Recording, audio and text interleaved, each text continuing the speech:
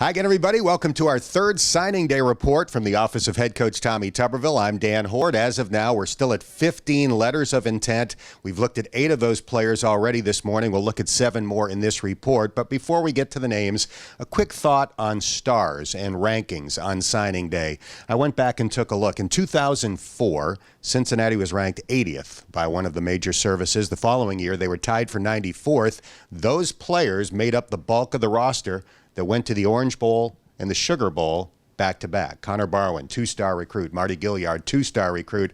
I don't even know if my buddy Tony Pike had any stars coming out of Reading High School. Why is it so difficult for these recruiting services to nail it when guys are coming out of high school?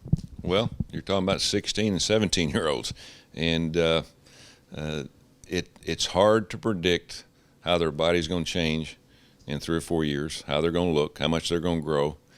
It's hard to predict what kind of work ethic they're going to have.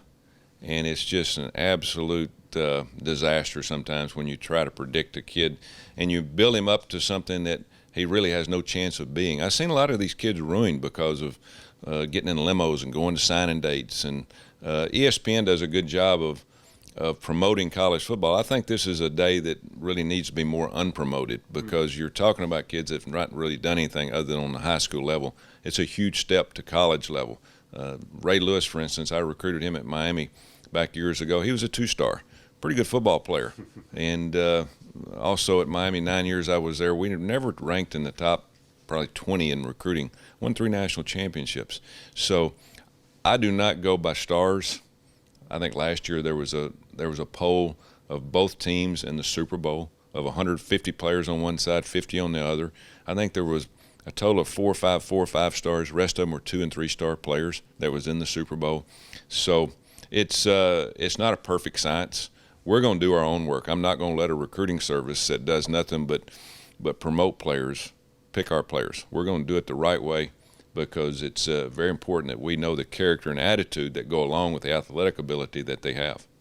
All right, let's get to the 7 players we have not looked at in a previous report that have sent their letters of intent in this morning. We're going to start this report with the first guy who sent his in today, Elijah Ponder. He is a defensive tackle. Yeah, he actually came and visited when we played University of Miami. He had a lot of offers.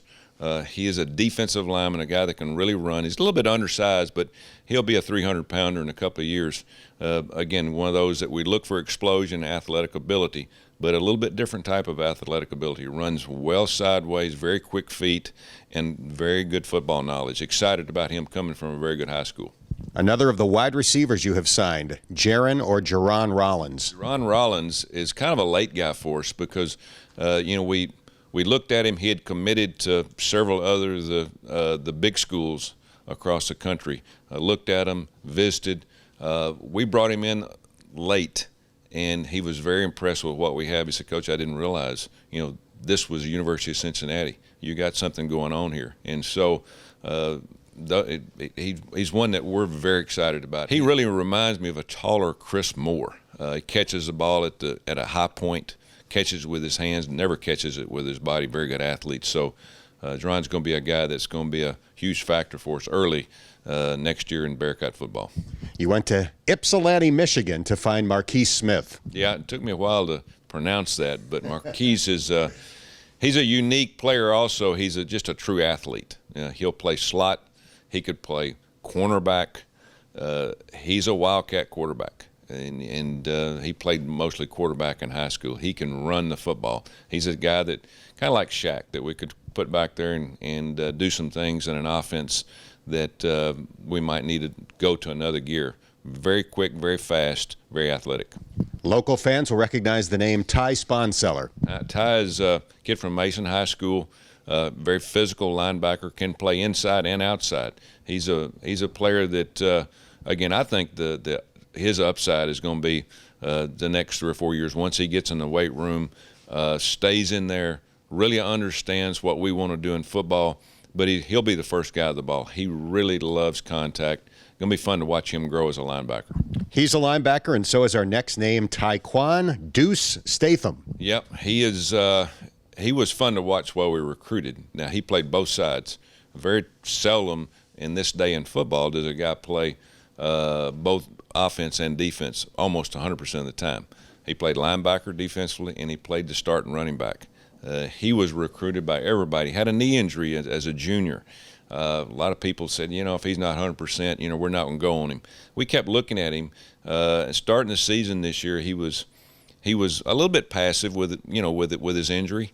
But when you play running back, you got to get out of that very quickly. And you could tell he forgot all about it after the second, third ball game of the year and really dominated his conference. He'll play linebacker for us, but we could move him to running back. He's very, very aggressive. He's a very physical type of kid that could play nickel, safety, or linebacker. James Wiggins is a defensive back from Florida. Yep. Again, he's one of those guys that we targeted, but so did everybody else across the country. He had all kind of offers beginning of the season. Then a lot of guys even kept coming at him. We got on him very early in recruiting. During the season, he became a much better player. I think that the thing that people liked about him is very athletic and could play a lot of different positions. But we're going to play him on defense, and he's a guy that can cover a lot of ground. We need that type of athletic ability in the secondary.